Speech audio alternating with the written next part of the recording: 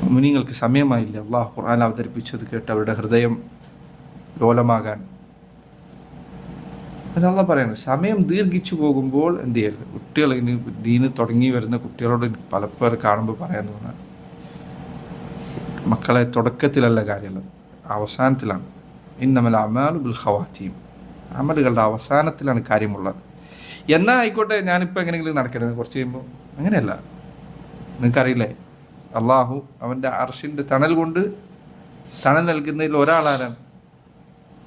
യുവത്വം മുതലേ നന്മയിൽ വളർന്നു വന്ന് അങ്ങനെ അള്ളാഹുവിനെ ഇബാദത്ത് ചെയ്ത് പ്രായമായ മനുഷ്യനാണ്. അവിടെ തുടക്കത്തിലല്ല കാര്യമുള്ളത്. നമ്മൾ ദീനിൻ്റെ കാര്യത്തിൽ അല്ലേ, നമ്മൾ ദുനിയാവിൻ്റെ കാര്യത്തിൽ നമ്മൾ എപ്പോഴും ചെക്ക് ചെയ്യാറുണ്ട്.